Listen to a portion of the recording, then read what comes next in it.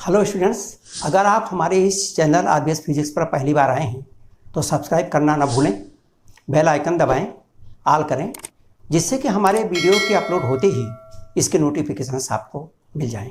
हम लोग एक घर्षण बल पढ़ रहे हैं और घर्षण बल में हम लोगों ने स्टैटिक घर्षण के बारे में पढ़ा भी है कि जो स्टैटिक घर्षण है वो जब तक वस्तु नहीं चलती उस बीच जो भी घर्षण बल लगता है उसे स्टैटिक घर्षण कहते हैं या स्थैतिक घर्षण कहते हैं।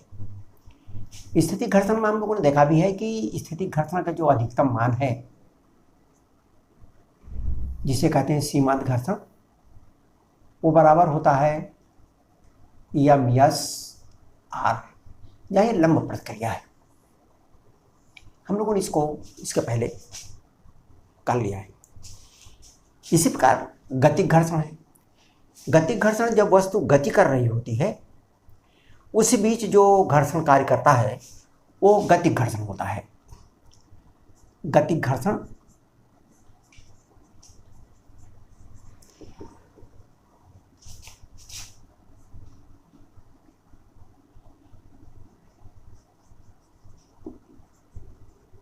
काइनेटिक फ्रिक्शन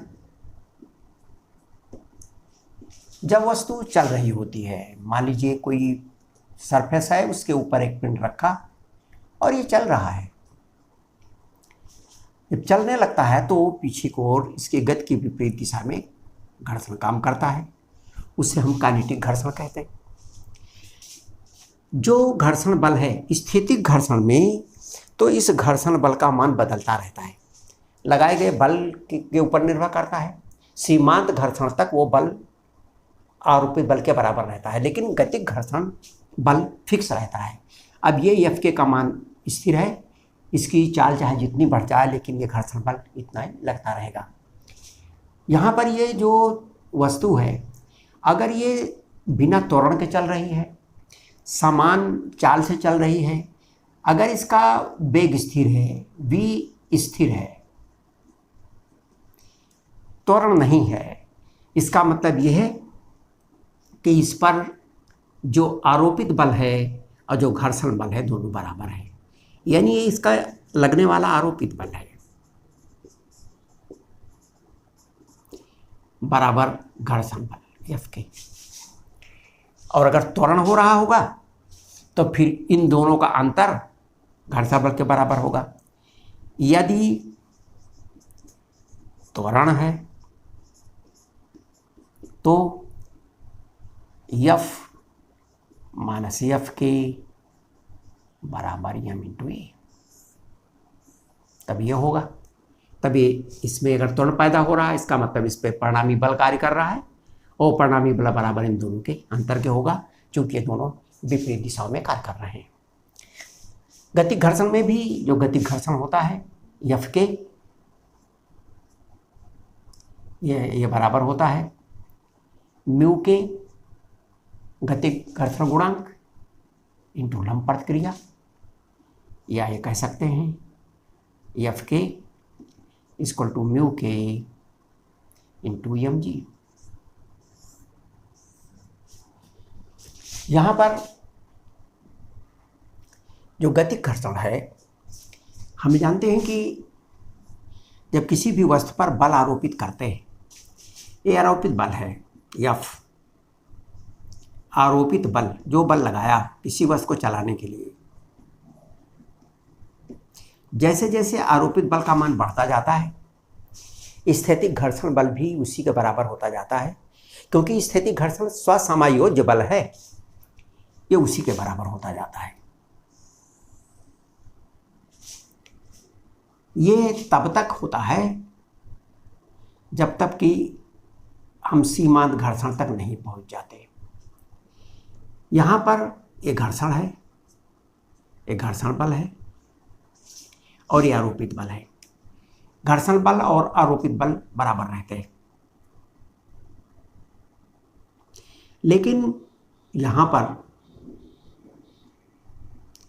पर पहुँचने के बाद ये इसका अधिकतम मान है एफ एस सीमांत घर्षण, और उसके बाद वस्तु चलने लगती है, फिक्स हो जाती है ये।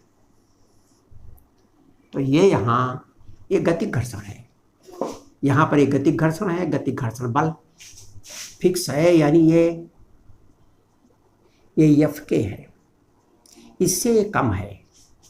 ध्यान से अगर आप देखें तो ये क्षेत्र स्थैतिक घर्षण का है, स्थैतिक घर्षण का क्षेत्र है, और ये गतिक घर्षण का क्षेत्र है। ये गतिक घर्षण का क्षेत्र है, ये सीमांत घर्षण है। सीमांत घर्षण की इस तरफ स्थैतिक घर्षण और इसके आगे गतिक घर्षण, क्योंकि वस्तु चलने लगती है और उस समय घर्षण बल घट जाता है और इसे हम गतिक घर्षण कहते हैं, एफ के है। ये तो हो गया सीमांत घर्षण और गतिक घर्षण। इसका मतलब कि गतिक घर्षण सीमांत घर्षण से कम होता है, और इसीलिए म्यू यस हमेशा म्यू के से ज़्यादा रहता है। म्यू यस म्यू के से हमेशा ज़्यादा रहेगा। ये तो हो गया कि गतिक घर्षण और सीमांत घर्षण में क्या फ़र्क हुआ। इसका मतलब ये हुआ कि जब तक सीमांत घर्षण तक हम पहुँचते हैं तब तक वस्तु नहीं चलती। जैसे सीमांत घर्षण पहुँच जाते हैं, हम सीमा पर पहुँच जाते हैं, वह चलनी शुरू करेगी और उस समय घर्षण घट जाएगा, कम हो जाएगा।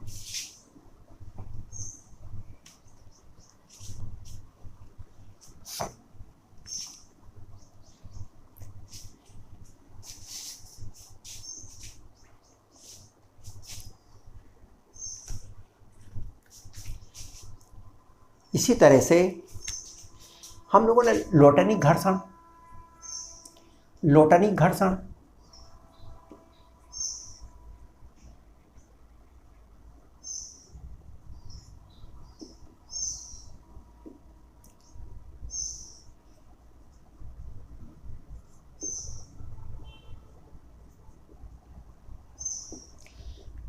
घर्षण में कोई भी वस्तु किसी पृष्ठ पर लुढ़कती है, फिसलती नहीं है, ये फिसलती है।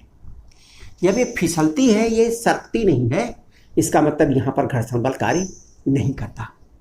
तो इसमें इस तरह का स्थैतिक और गतिक घर्षण बल कार्य नहीं करता, लेकिन जहाँ पर ये इसको स्पर्श करती है वहाँ पर इसका पृष्ठ में दबाव पैदा हो जाता है। इस तरह का ये दबाव पैदा हो जाता है, गड्ढा हो जाता है, और ये जो यहाँ पर दबाव है, दबाव या गड्ढा है, इस गड्ढे से निकलने के लिए बल लगता है और उसके कारण क्षैतिज दिशा में एक घर्षण लगता है। इसी को लोटनिक घर्षण कहते हैं। पीछे की ओर लगता है क्योंकि ये गड्ढे में फंसा है, बार बार गड्ढे से चीज़ निकलती आगे बढ़ती, जहाँ जहाँ चलती जाएगी वहाँ वहाँ वो गड्ढा बढ़ता जाएगा और उससे निकलने के लिए वो बराबर बल लगाती रहेगी। विपरीत दिशा में एक बल कार्य करता रहेगा, जिसे हम लोटनिक घर्षण कहते हैं। लोटनिक घर्षण का मान बहुत ही कम रहता है, यानी लोटनिक घर्षण स्थैतिक और गतिक घर्षणों की तुलना में नगण्य रहता है, बहुत ही कम रहता है, और इसलिए इसका घर्षण गुणांक भी बहुत कम रहता है।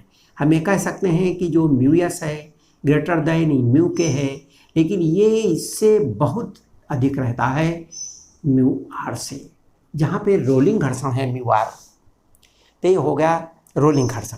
और इसीलिए जब किसी भी वस्तु का घर्षण हम कम करना चाहते हैं, बड़े आराम से किसी भी वस्तु को हम चलाना चाहते हैं, तो हम सर्पी घर्षण को रोलिंग घर्षण में बदल देते हैं। सर्पी घर्षण को रोलिंग घर्षण में बदलने के लिए हम प्रायः बेरिंग का प्रयोग करते हैं। साइकिलों में है, छर्रे डाले जाते हैं, या बहुत सारी मशीनों में, धुरों में बेरिंग लगाई जाती है, पंखों में बेरिंग लगती है। और बेरिंग लगने के उसके अंदर गोलियां रहती हैं जो थोड़ी थोड़ी जगह पर स्पर्श करती हैं और वो उसमें लुढ़कती रहती हैं, जिसके कारण घर्षण कम हो जाता है। तो घर्षण को कम करने के लिए, जिससे कि ऊर्जा का बहुत सारा भाग बच जाए, हम सर्पी घर्षण को रोलिंग घर्षण में बदल देते हैं। अगर किसी भी वस्तु को, किसी भी सवारी को ज़मीन में घसीट के चलाया जाए तो घर्षण लगेगा और चलाना कठिन हो जाएगा, बहुत सारी ऊर्जा नष्ट होगी। लेकिन यदि किसी वस्तु के नीचे पहिए लगा दिए जाते हैं तो पहिए के लगा देने से उसी पृष्ठ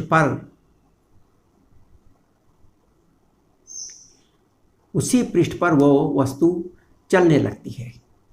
अब ये पहिए लगा दिए जाएंगे तो पहिए के लग जाने के कारण ये इसमें चलने लगेगी।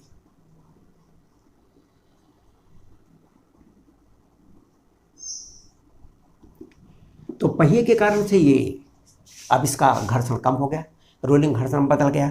सर्पी घर्षण अगर घसीट के चलती, इसके ऊपर सरकती फिसलती तो ज़्यादा रहता। इसको सर्पी घर्षण को रोलिंग घर्षण में जब बदल देते हैं, लोटनिक घर्षण में बदल देते हैं तो हमारी ऊर्जा कम लगती है और कार्य अधिक होता है।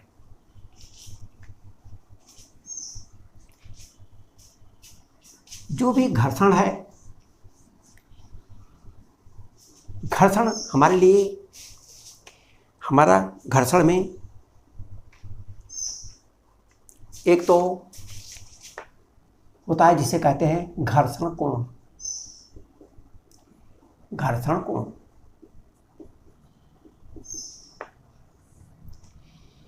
मान लीजिए कोई वस्तु है,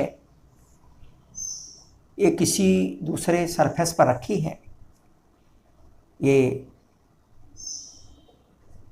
mg है, ये लंब प्रतिक्रिया r है, ये पीछे को लगने वाला घर्षण बल F है, सीमांत घर्षण है, वस्तु पर बल इस दिशा में लग रहा है, मान लीजिए यह बल लगा रहे हैं, ये सीमांत घर्षण है। इन दोनों का जो परिणामी है वो ये है।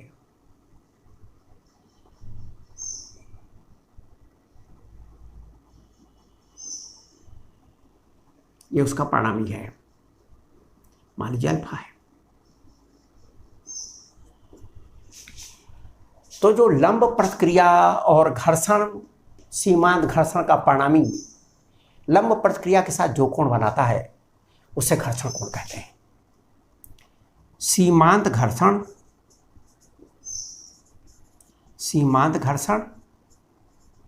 एवं लंब प्रतिक्रिया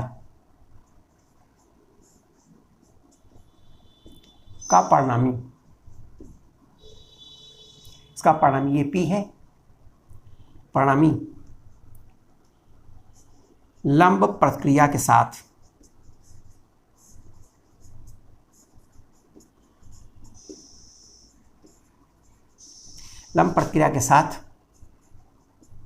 जो कोण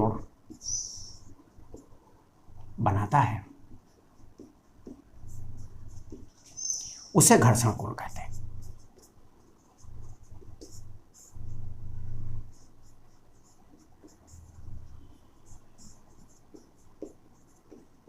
अब ध्यान से देखें, ये कोण है, ये इसका ये एफएस है, इस दिशा में है, और ये इसका आर है। तो tan अल्फा बराबर हुआ FS upon R. tan alpha बराबर एफएस अपान आर। ये इसके सामने का कोण का लंब और ये आधार, FS upon R. tan alpha equal to FS बराबर mu S R upon R, और इसीलिए alpha equal to tan inverse mu S. यही है घर्षण कोण। ये घर्षण कोण है। ये तो जो हम लोगों ने घर्षण निकाला, ये किसी क्षैतिज तल पर निकाला, क्षैतिज तल पर। अब कोई आनत तल हो तो उस पर घर्षण बल कैसे, किस दिशा में कार्य करेगा? आनत तल पर घर्षण बल,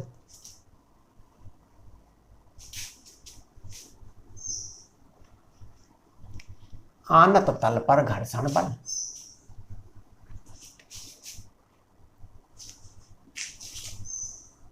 ये आनत तल है, ये कोण मान लिया थीटा है, यहां पर कोई पिंड रखा है, इसका इस दिशा में भार mg काम करेगा। क्योंकि ये थीटा है, इसके लिए लंब दिशा में ये भी थीटा ही होगा। इस दिशा में इसका घटक होगा mg cos थीटा, और यही इसका अभिलंब प्रतिक्रिया है, ये लंब प्रतिक्रिया mg cos थीटा। और इसका दूसरा घटक इस दिशा में होगा, ये है mg sin थीटा। इसके भार का ये घटक इसको नीचे खींचता है और ये नीचे चलने की कोशिश करेगा, तो इसके पीछे की ओर काम करता है F(s). अगर ये चल ना रहा हो, यदि पिंड स्थिर है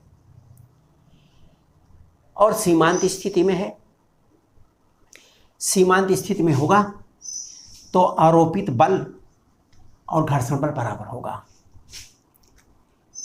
यदि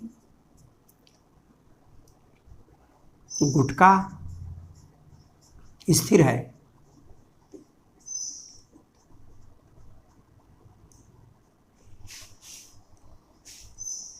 इसका मतलब ऊपर की ओर कार्य करने वाला बल नीचे कार्य करने वाले बल के बराबर है। इसीलिए F(s) बराबर mg sin theta.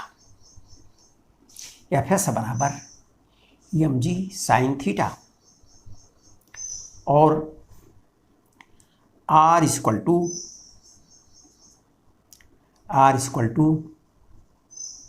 mg cos theta.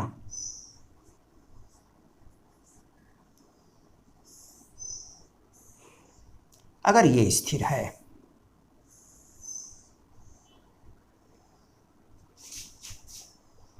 F बराबर mg sin थीटा, R बराबर mg cos थीटा।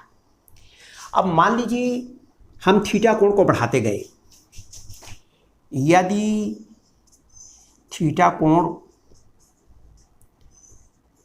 बढ़ाते जाएं तो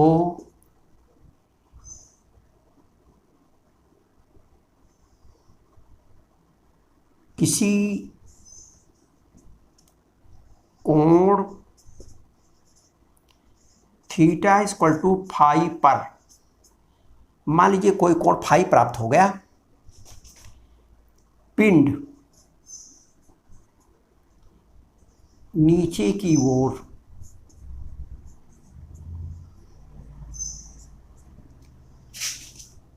फिसलने लगता है।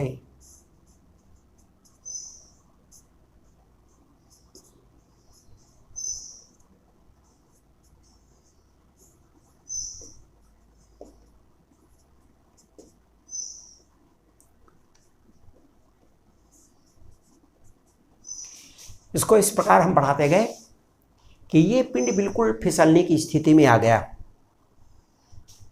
स्थिति में आ जाता है, यानी सीमांत स्थिति में आ जाता है। तो इस कोण को हम रिपोज कोण कहते हैं। इस कोण को रिपोज कोण कहते हैं।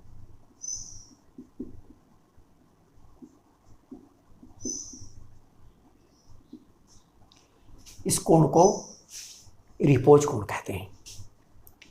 अब रिपोज कोण या रिपोज एंगल क्या है?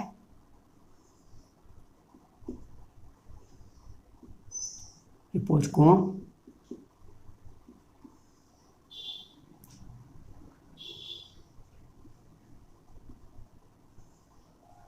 आनत तल का वह न्यूनतम कोण, आनत तल का वह कोण जिस पर पिंड फिसलने लगता है।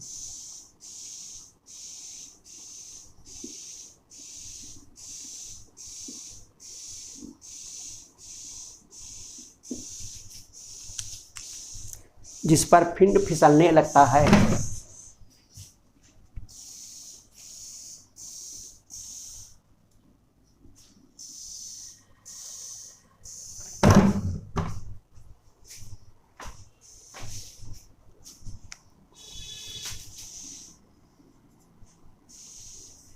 उसे रिपोज कोण कहते हैं।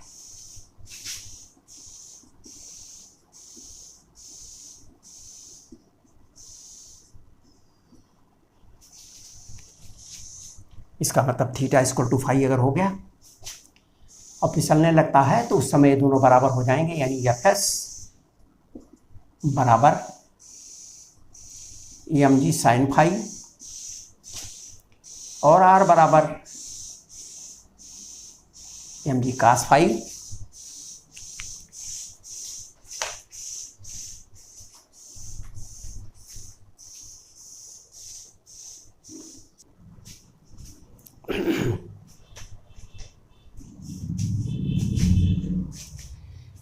तो चूंकि जब बिल्कुल फिसलने की स्थिति में होगा तो ये बराबर इसके होगा और ये बराबर इसके है ही है, तो एफ एस बराबर एम जी का साइन फाई।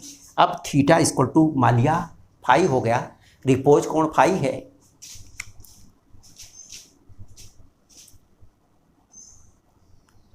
या एफ एस अपान आर बराबर tan फाई।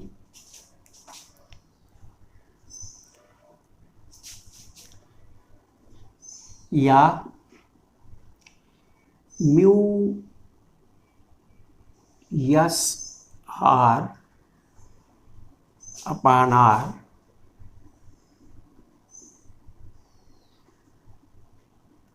बराबर tan फाई, और इसलिए tan फाई बराबर mu S phi equal to tan inverse mu yes.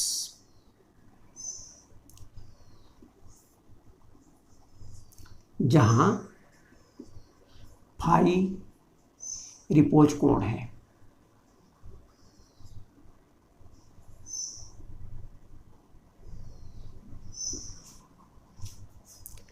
इसका मतलब ये हुआ कि जो रिपोज कोण है और जो घर्षण कोण है दोनों बराबर होते हैं। चूंकि alpha equal to tan inverse mu S and phi equal to tan inverse mu S, और इसीलिए अल्फा बराबर फाई। ये आपका घर्षण कोण है, ये रिपोज कोण है।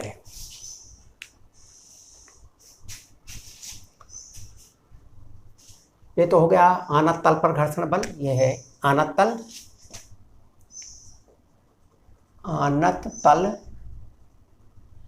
पर घर्षण बल।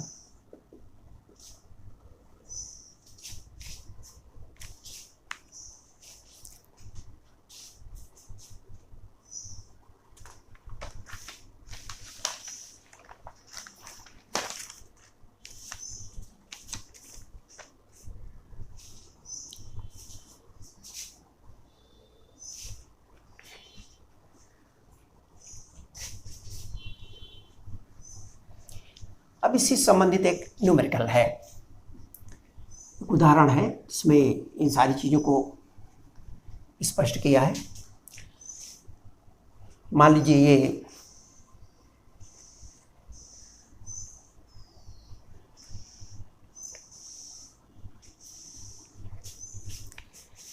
चित्र में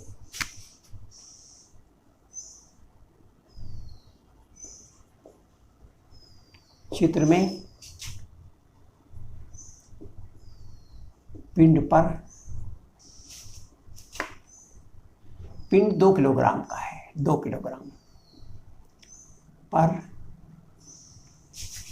चित्र में पिंड पर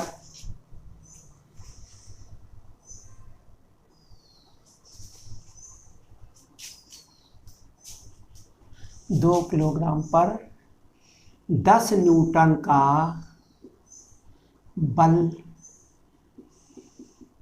लगाने पर वह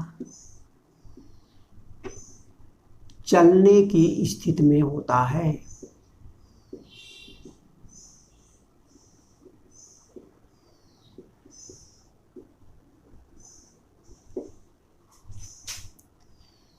9 न्यूटन का बल लगाने पर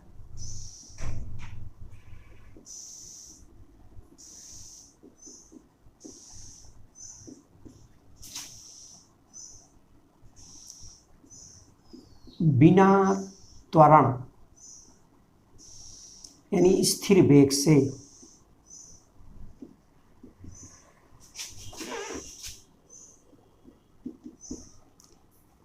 चलता रहता है।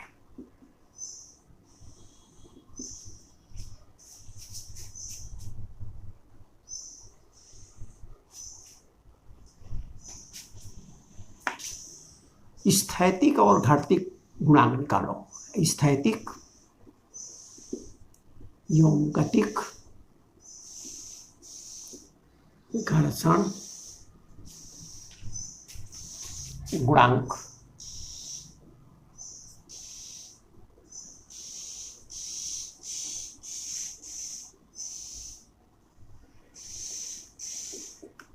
पहला भाग तो ये,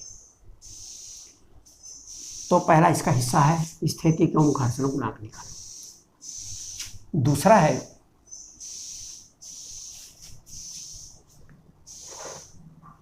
गुटके पर घर्षण बल और त्वरण निकालो। पिंड का घर्षण बल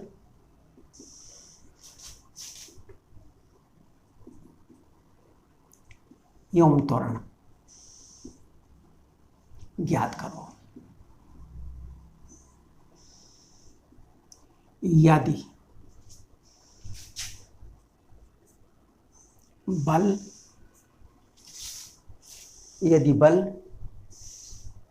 7 न्यूटन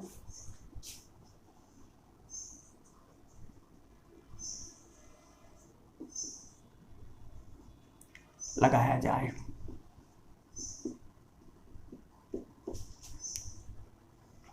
अब देखिए इसको हल करने के लिए क्वेश्चन की यह स्थिति है, यहां पर यह पिंड है,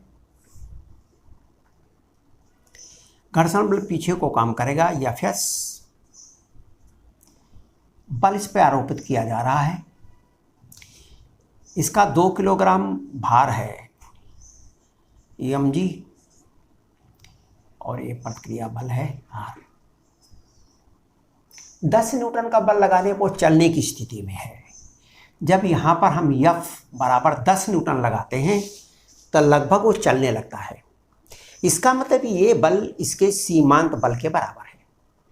जब सीमांत घर्षण बल के बराबर बल लगेगा तो वस्तु चलने की स्थिति में रहती है। तो चूंकि पिंड चलने की स्थिति में है, इसका मतलब कि जो घर्षण बल है वो सीमांत घर्षण बल F के बराबर है। सीमांत घर्षण बल बराबर होता है म्यू यस mg और F का मान दिया है 10 न्यूटन, इसलिए म्यू यस बराबर 10 बटा m का मान है 2 और g का मान 10, g बराबर 10 मीटर प्रति सेकंड स्क्वायर। तो ये कट गया और इसीलिए ये आया 0.5।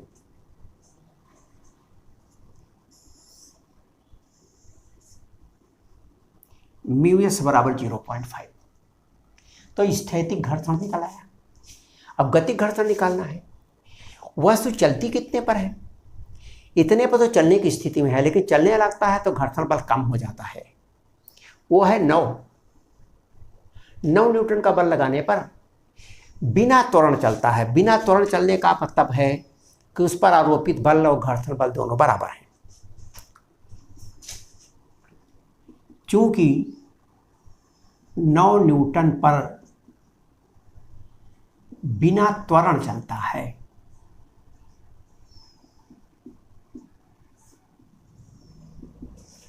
इसलिए घर्षण बल बराबर आरोपित बल।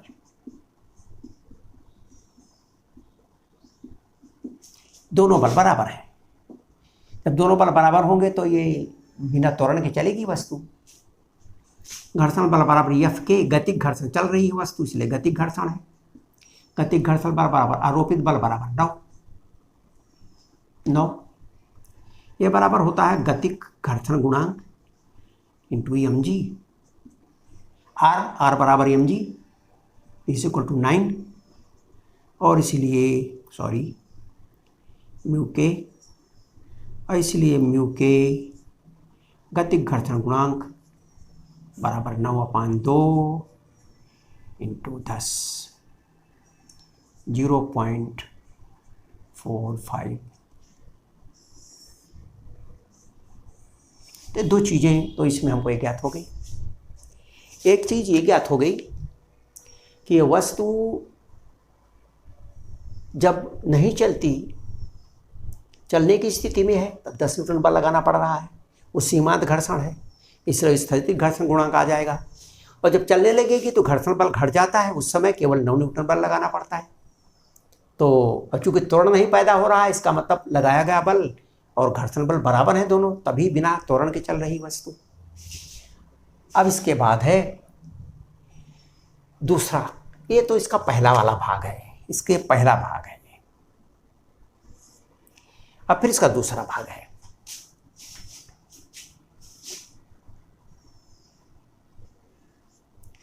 दूसरा भाग है पिंड पर घर्षण बल और त्वरण निकालो। कितना घर्षण बल लगेगा और कितना त्वरण लगेगा। घर्षण बल निकालना है और त्वरण निकालना है। यदि 7 न्यूटन का बल लगे तो पहला है बल F = 7 न्यूटन। हम जानते हैं कि इसमें जो गतिक घर्षण बल है वो कितना है, वो दिया हुआ है, वो स्थैतिक घर्षण बल 10 है। यानी सीमांत जो घर्षण है वो 10 है। 10 से कम बल रहेगा तो वस्तु स्थिर रहेगी, नहीं चलेगी। अब जो वस्तु स्थिर रहती है तो आरोपित बल और घर्षण बल बराबर रहते हैं। स्थिर अवस्था में घर्षण बल और आरोपित बल दोनों बराबर रहते हैं, क्योंकि वो स्वसमायोज्य बल है। तो चूंकि F is smaller than Fs, आरोपित बल सीमांत घर्षण से कम है और इसलिए घर्षण बल बराबर आरोपित बल।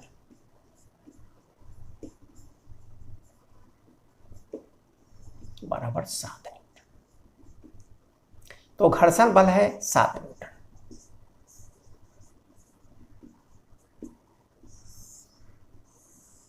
क्योंकि ये 10 से कम है। फिर दूसरा है P। जब 18 न्यूटन लगाया जाए, F बराबर है 18 न्यूटन। 18 न्यूटन सीमांत घर्षण से अधिक है, सीमांत घर्षण से अधिक है। इसका मतलब वस्तु चलेगी और चलते समय उसका घर्षण बल कितना है वो निकाल चुके हैं। चलते समय उसका घर्षण बल है 9 न्यूटन। इसी क्वेश्चन में 9 न्यूटन बल उसका घर्षण बल है गतिक घर्षण। तो 9 न्यूटन पर वस्तु चलती है, इसलिए परिणामी बल कितना हुआ। आगे की ओर जो बल लग रहा है वो 18 लग रहा है, पीछे को चलते समय बल लग रहा है 9 लग रहा है। तो F माइनस F के equal to M into A। F है 18, F के है 9 और M है 2, A का पता नहीं है, इसलिए A बराबर 18 में से 9 गए 9 बटा 2 बराबर 5 मीटर पर सेकंड स्क्वायर। उस पिंड का ये त्वरण है, पिंड का त्वरण है। अगर 18 न्यूटन का बल उसमें लगाया जाएगा तो इतना त्वरण होगा। तो ये तो घर्षण का एक सिंपल क्वेश्चन था। और भी जो क्वेश्चंस हैं हम लोग इसके और भी क्वेश्चंस के बात करते हैं, क्योंकि न्यूमेरिकल ही इसमें बहुत सारे हैं। तो कुछ न्यूमेरिकल इसके और कुछ न्यूमेरिकल इसके पीछे के चैप्टर मिला करके हम और भी न्यूमेरिकल्स करते हैं। वीडियो देखने के लिए बहुत बहुत धन्यवाद। यदि इस चैप्टर में किसी भी प्रकार का डाउट होता है तो आप हमारे कमेंट सेक्शन अथवा हमारे सोशल साइट्स पर जाकर पूछ सकते हैं, जिसका लिंक हमारे डिस्क्रिप्शन पर दिया हुआ है।